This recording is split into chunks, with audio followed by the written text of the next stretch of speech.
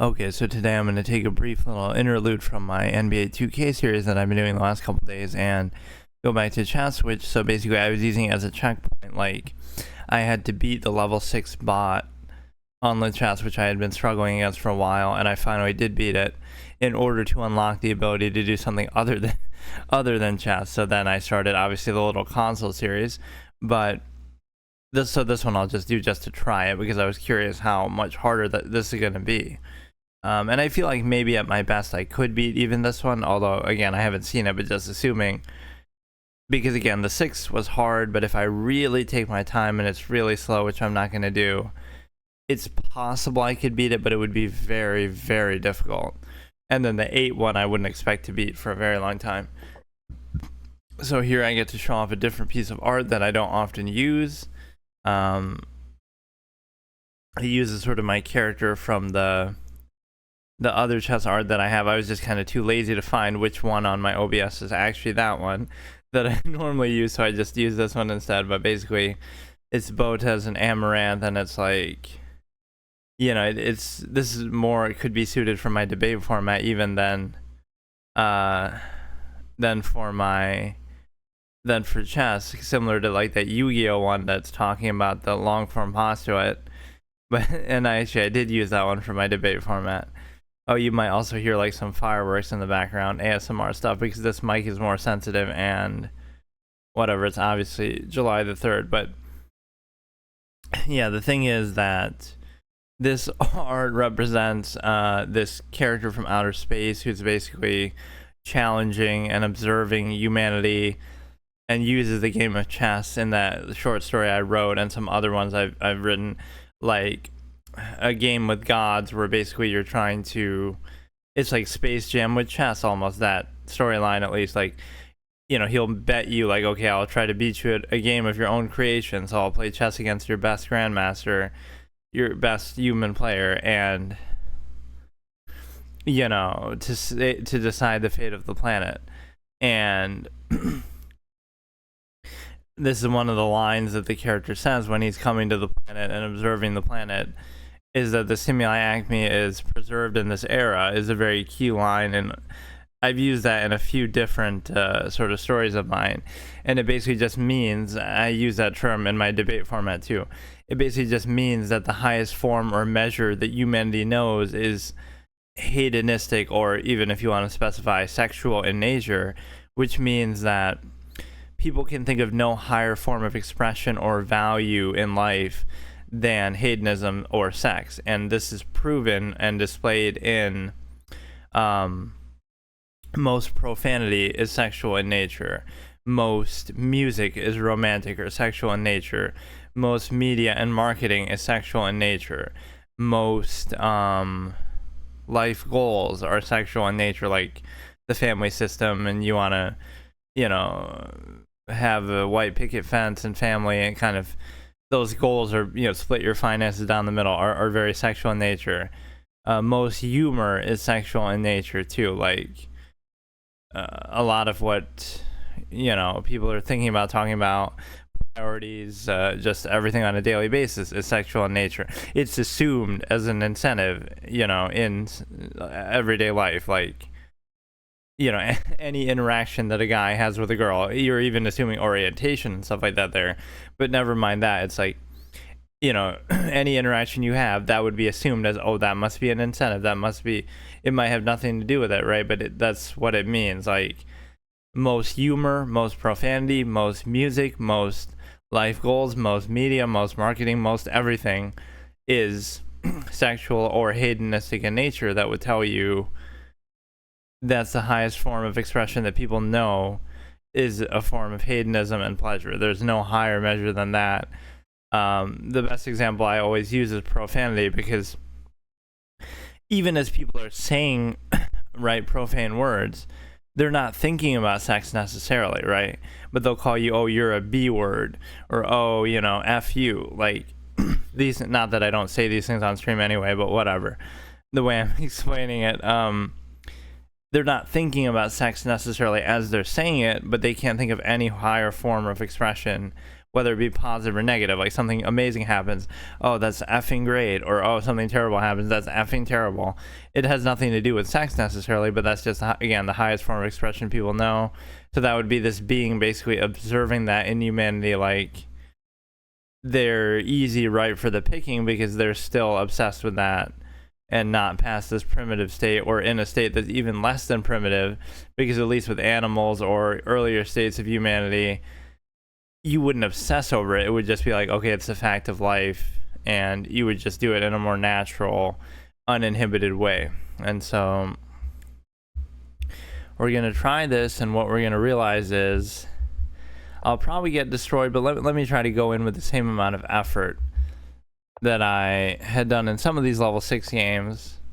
It'd be amazing if I was actually improving by quite a bit by doing this, like, you know, because I went from the level 6 mob being intimidating to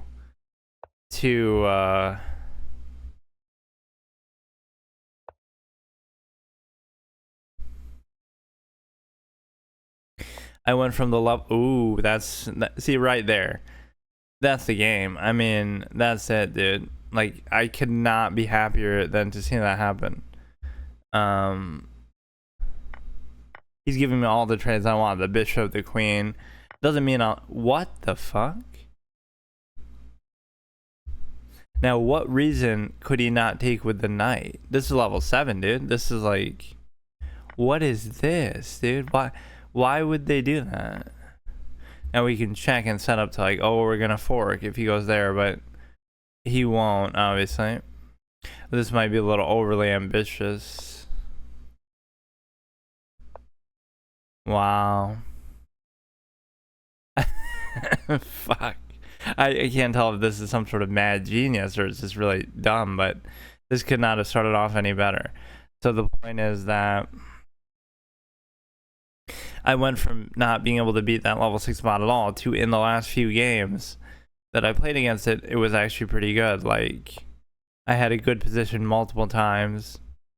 So we're gonna cancel, get it over with, and that's it. And then you could go here, and then it creates a problem, because if he had gone there, I'd have to like move the knight there, and then you could potentially take it. Then if you take here, you're also threatening the rook. All these king moves, like, I'm shocked actually. I might have a good chance here because, well, it's gonna take more than just this stupid opening, but it's a situation where what is even the pawn structure that I want here? I don't even know.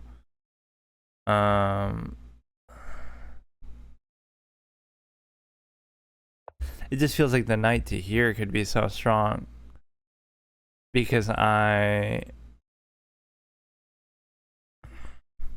here, let's do this, and then we're kind of gambit to the idea that,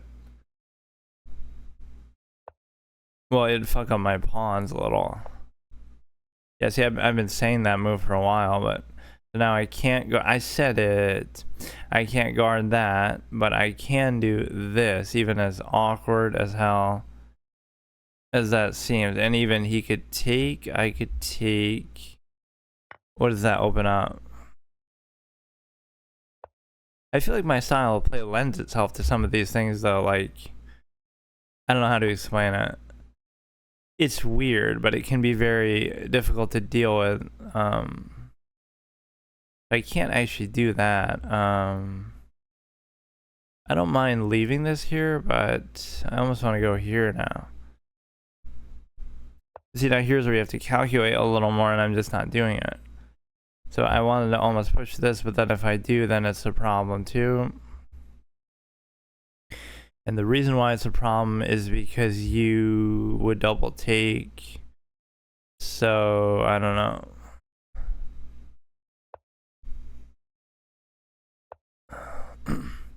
We could almost set up for a double stack, although this could be dangerous if he could move the knight somewhere meaningful, but he actually can't move it anywhere. And even if I did double stack, it still doesn't matter because you still have the king there. So a lot of his moves are just like nothing burgers. They're not really doing anything. I mean, shouldn't you be having an advantage here, because two knights shouldn't be better than you know, the one knight could be like, we both have a knight and then I have a bishop, which is better than a knight. So if I do this correctly, which I can't say I'm going to, then it should be good. See, now this is a super nuanced endgame. It's a very fortuitous first game, but I'm probably still going to mess it up and be impatient, and so much of it kind of shows you this is the problem with low rated players. It's not about how good or bad you innately are, it's about how much effort you put in a calculation, or how long you actually think. Like, you know, this is going to be a hard position, but I don't understand really. So yeah, I almost don't want to trade the knight for one of the knights, because of the simple fact that, you know, then he might have the advantage in the particular. So as it stands, his knights actually can't move, so I almost don't want to move anything myself. They can't come forward as far as I can tell, and he's moving the king as well. I have to be careful just not to go too far. So he moves this. I'm not seeing a good path for my knight to go. But my king is, I mean, again, at least this could be looking up for a draw. I don't really see how I'm going to win it unless they do something really stupid. I want to go here. You got to come up with like some really sustainable structure. That's actually what's fun about endgame, sort of. If you get good, you create like this endless loop. Like the bishop would be sitting on here, covering this, covering that. Like you'll create like some sort of unstoppable chain that you can just do whatever you want. So like where my knight is now, presently, I could do this, but I can't do it. This pawn kind of bothers me a little because they might be able to break through and get it.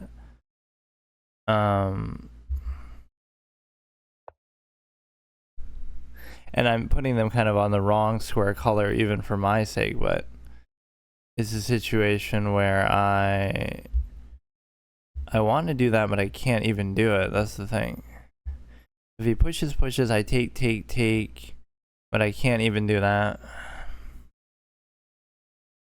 It's a tough position. I mean, it should be drawish, but if I go here, it seems like it'll only cause problems.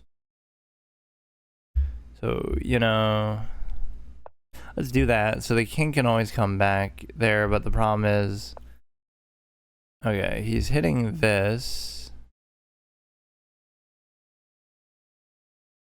And so that's a clever move, because now you're going to create some forcing position where you can absolutely take that, because you, or no, I guess not.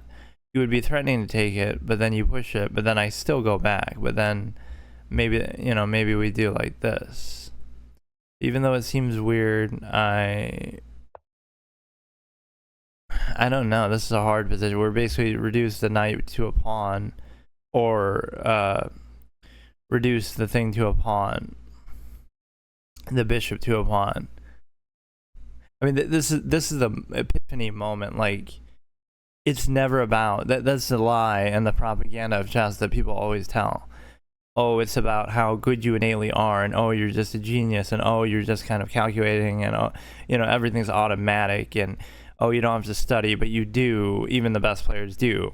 And oh, you don't have to calculate, but you do. And again, even the best players do. So it's like, it's not really what you think it is. So we could do this. And the reason why I could do this is because he would take, I would take. Now, I don't know if I really want to do that, because that lets the knight come in a conspicuous way. Because again,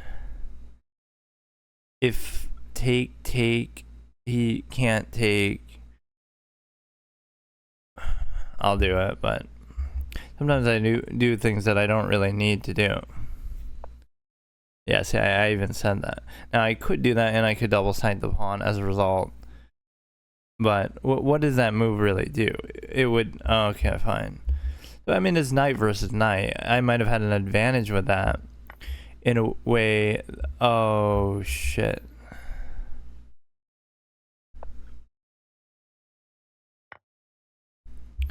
Alright, I fucked up. Or no, he still can't. This is where the knight is just so limited. Like, he still can't really do anything with it. Now, it's really the issue of covering this one pawn. That's going to be what it comes down to. So we've gotten to an endgame. It should be drawish. I mean, I don't see much of a path for winning. At least I can go here if I have to, but the king... I don't know how to do this, I'll be honest with you. Because, like...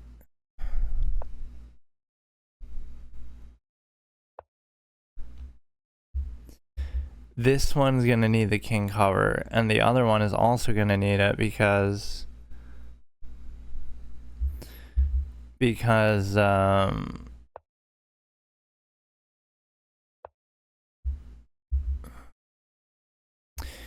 the other side, so like, I don't know how to do this even, but this could come in here. You're hitting the pawn. You could...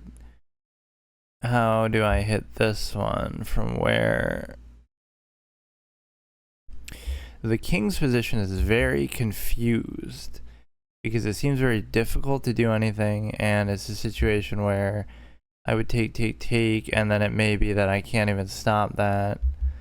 I mean, again, just calculate, simple calculation is sometimes all you have to do. He could be coming down here to try to come in, and what could I really target with my knight to attack?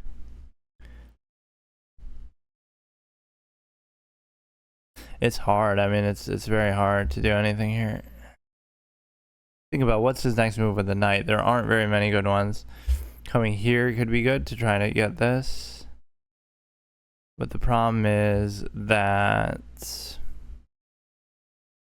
I can't stop him from going there. It's just more like...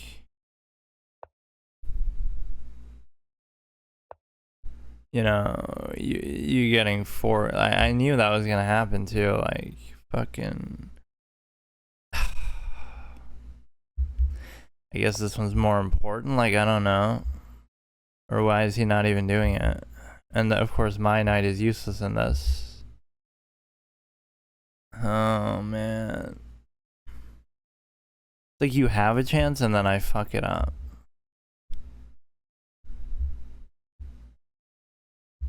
I check, and then, you know, like I could check, take, and then if I was threatening the knight, it would do something.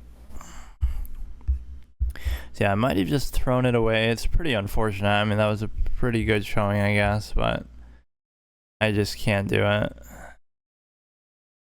You're gonna lose it anyway, so maybe I should do this. He would take, but the king goes too central then. Like, I don't know.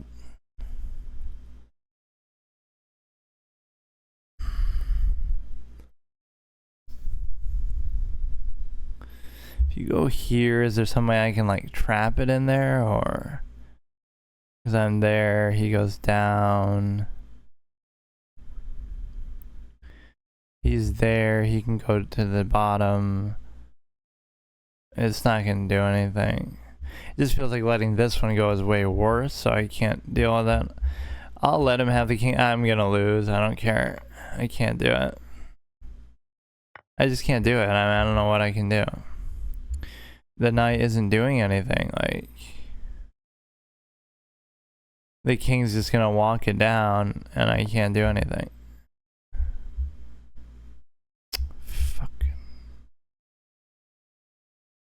That's so stupid. It's like study endgames then, because like I'm doing fine in the opening and the middle game. This is my first time playing level 7 and we did very well, I think, but I just can't do anything. Like, really, I can't do anything. What am I supposed to do? Take it. I don't care. There's nothing I can do. It's so dumb that it's at this stage. Like, okay, give me a draw then.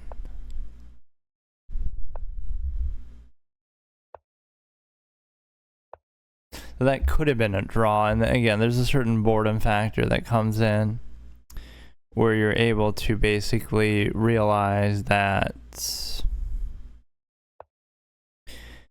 you know, oh, maybe I could get a draw, but then you don't really want one, or that's over. It's over. It's over.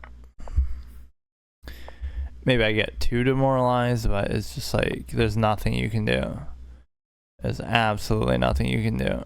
I mean, he's got 2 pawns there. Like, there ain't shit you can do.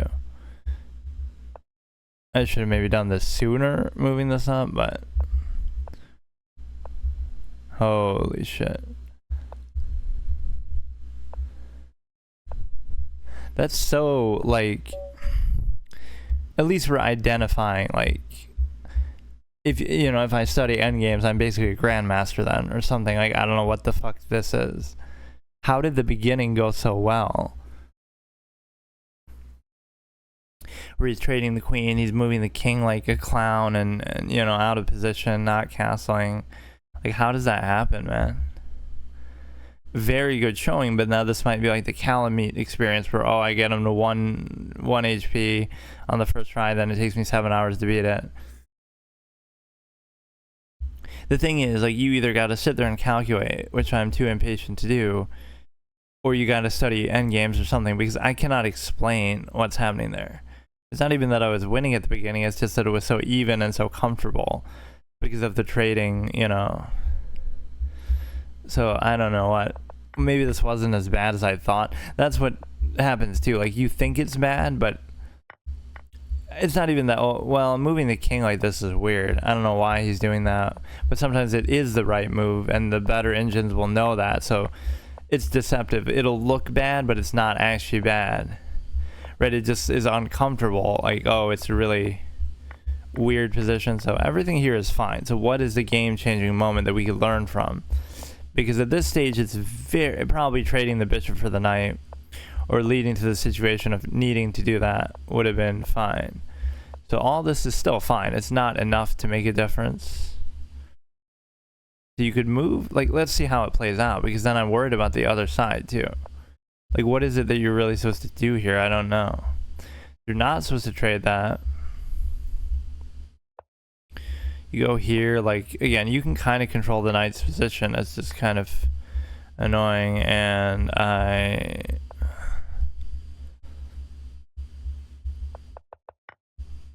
that's a blunder. So it is telling. It's a telling moment, because I'm the #1 person who extols the virtue of the bishop and says the knight's bad and never trade the bishop for the knight. Always tried to trade the knight for the bishop. I even just said in this game it might give me an advantage to have a bishop, right? So it's a weird moment. I guess for some reason I didn't think I could save that. I wasn't thinking I could just cover it with the king, or I thought it would expose something else. So here it's pretty much smooth sailing for them, and you could kind of tell it was going to go that way, but so we keep the bishop around and we just try to cover the pawns and play for a draw, and you know, and it's not even like, oh, we're playing for a draw, but it objectively is a draw. So that would have been good at least. Maybe it would be very difficult to actually beat it, right? But just the fact that I even do that is very telling. I don't know what level these bots are supposed to be, but considering that there's only 8 bots on here, like, isn't that weird? I'm like a 15 to 1700 rated player, honestly, sort of. And even I'm not taking a ton of time. It's not like, oh, I'm sitting here for 3 hours or something. So in a normal kind of format game, I'm able to basically draw what should be a 22, 24, maybe even GM level kind of bot, which, because level 8, you know, pretend like you're Magnus and you want to play a bot on here to practice, right? You would play level 8, which could be Grandmaster level, but it's like, you know, level 7 should be what, then I am level, or at least 2000 FIDE plus. So how does this make sense? That I don't know. It seems dumb. I'm like sort of gaming the system. Like, I'm not really this good, but the way that I play is sort of, it's unbelievable that I was able to even do that. Right, I create these sort of positions that are just, and you might think, oh, it's me sort of cheesing the engine, but it's really not. This is how I play against people too. There's just something that I do that I'm not, I don't know openings. I'm not that good. I'm not anything special, right? My rating wouldn't be anything remarkable. But yet I basically drew it, and I just have to study endgames to understand, like, I cannot explain what was happening there or what to do there. I can't explain it. So it makes me nervous because you feel like you can't cover all of this, but this is where I just hate the knight, though. It's too complicated to try to make it useful, or it's too limited in scope. You got to do something here where you just specifically stop the knight from coming in. And oddly enough, it is actually the correct bishop position there. I would almost want to do this, but this is so weird. Like, look at what you have to do here. You know what I mean? I'm not disputing that these are the right moves, but look at what is this? It feels so unintuitive, so unnatural, so weird. You create like a little fortress and just sit on it. So like, what if he can bring the knight to attack this? But I guess it'll take him so long that I just don't understand. Like, what is the purpose of even these moves? They're just weird. Everything's covered, everything's protected. So I played 93% accuracy. I played, 26 centipawn. Like, what level does this reflect that we're playing at? Let me actually look up. Level 7 bot Lichess rating. 2200 ELO. Like, it can't be, though. It cannot be. Approximate strength. It can't be that, though, because I played 2200s and I don't know, it's just not the same. It's not, I'm telling you, like Wormius or who are some of the other 2200, it's totally different. Or, that's the human element, that they maybe, they know my style of play, or they're trying to take advantage, or they're doing like a novelty. So maybe it could be if they're playing somebody random that they don't know. I don't know. That's unbelievable to me. Yeah, I don't know, but level 6 being 1900 actually feels fine because, again, I was at least like 17, and so if I play my best, I could be the 19. That's fine. I don't even disagree with that. All these other ones make sense. But that one, just 2200, does not feel right. Or just too high level.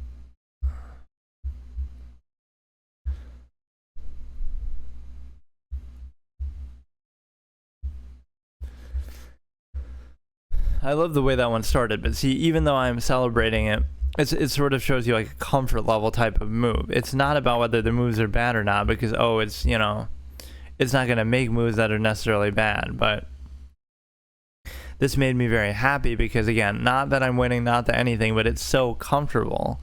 You trade off, now you don't have to worry about anything. Then it tells you to make a very unintuitive move.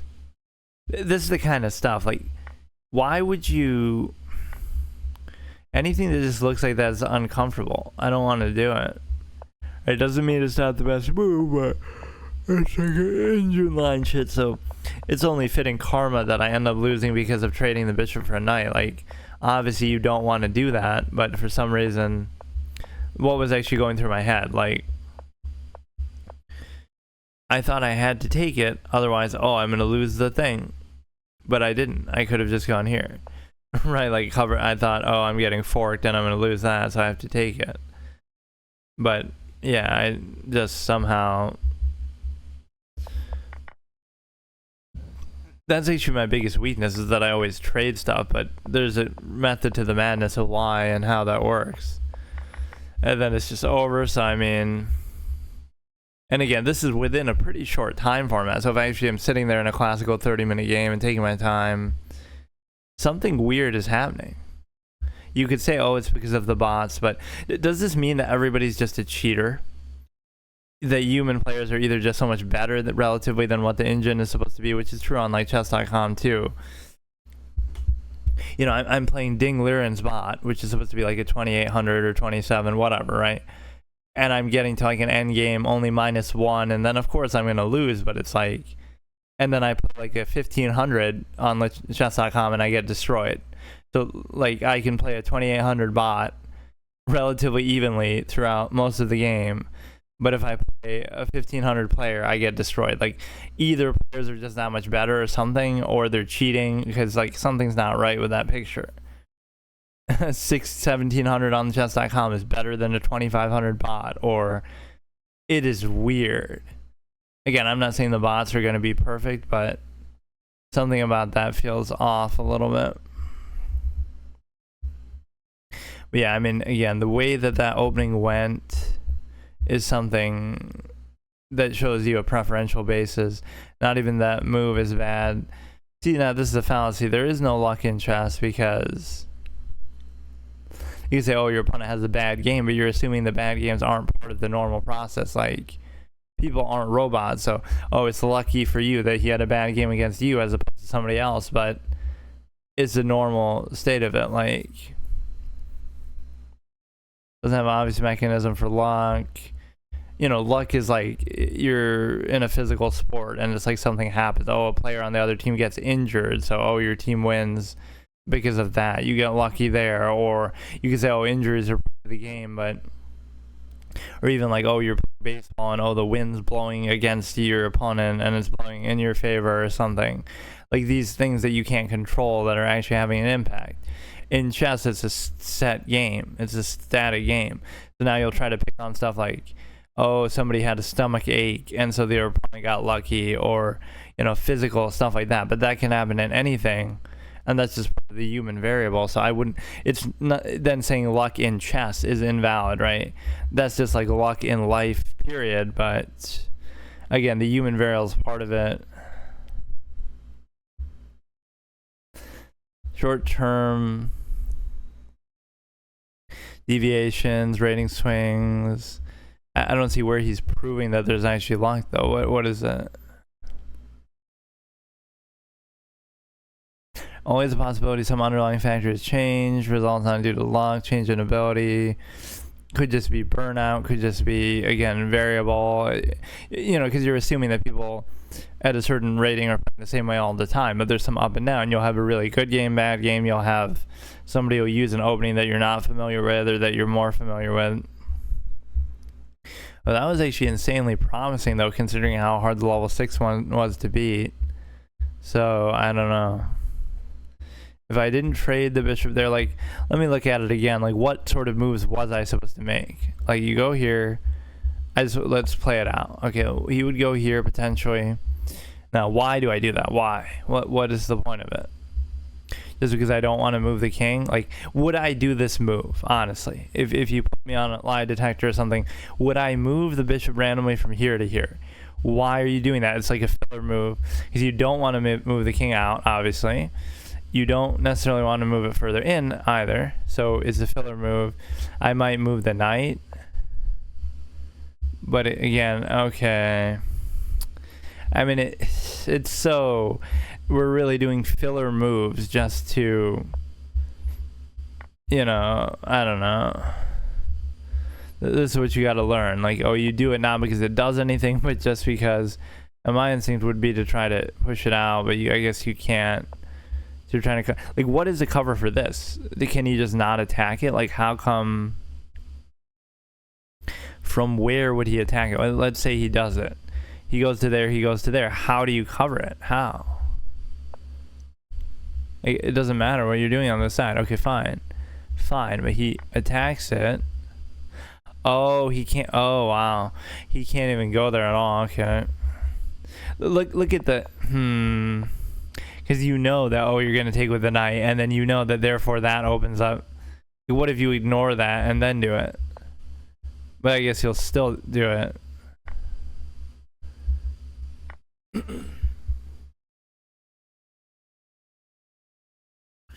No, that's crazy, though. I mean, whatever level 7's meant to represent is pretty good. Because either if I take my time, do like a classical format, that could be relevant, or if I decide to basically,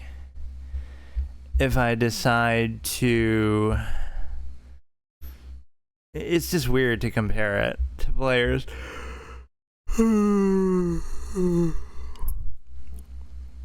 That might be what players do better. They sort of are more adaptable. They'll identify your style of play and your weaknesses, or maybe that just happens to me because, oh, they maybe watched me before or something.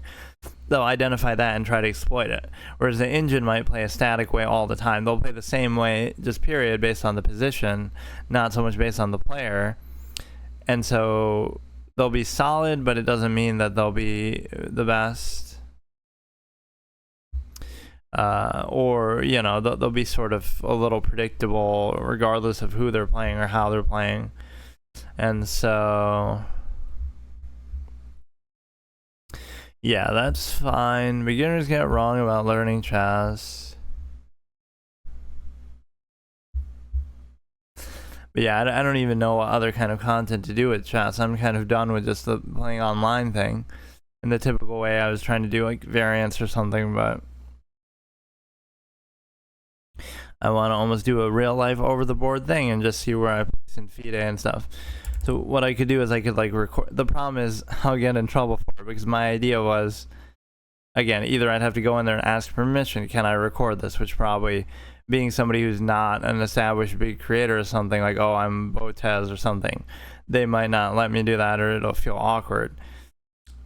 I could have like a hidden camera, and I hate saying that, but like, and just, you know, record it that way and then do commentary on it after the fact. That would be fine.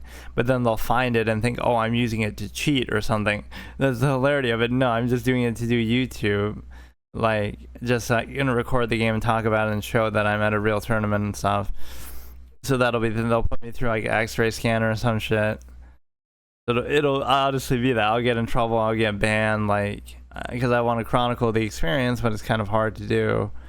Because you're able to,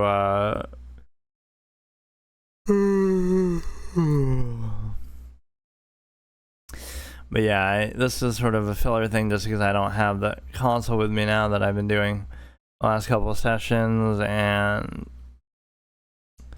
I can accept the fact that that one's going to be pretty hard to beat, but again, there was no expectation that I was going to win that, although sometimes they do make mistakes. Towards the end or something, they might just blunder something. But a lot of the things that it does that seem like mistakes actually aren't, right? And it knows that. That's the difference. See, if it was me, I would think, like, okay, this is bad.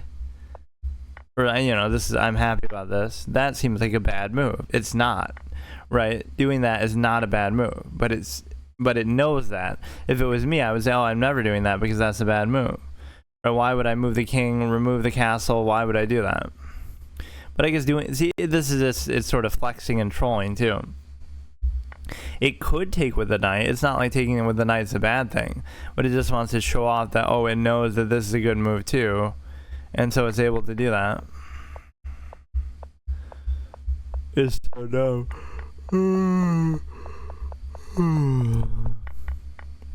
So you got to create like some sort of fortress type position, like I said, where it's just very sustainable, but it's hard to do that with the knight, especially. Everything's still manageable here. Taking there again, because I just somehow assumed like, oh, I'm forked and I'm going to lose something, even though I wasn't going to.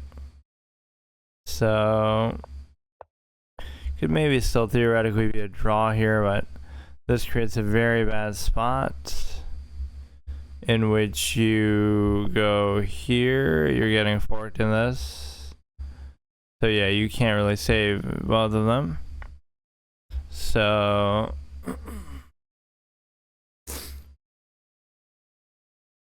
yeah, if I could somehow do some little over the board series, but it seems like so much effort too. You have to go and fucking, but yeah, I'd like to see that play out, and I'd also like to see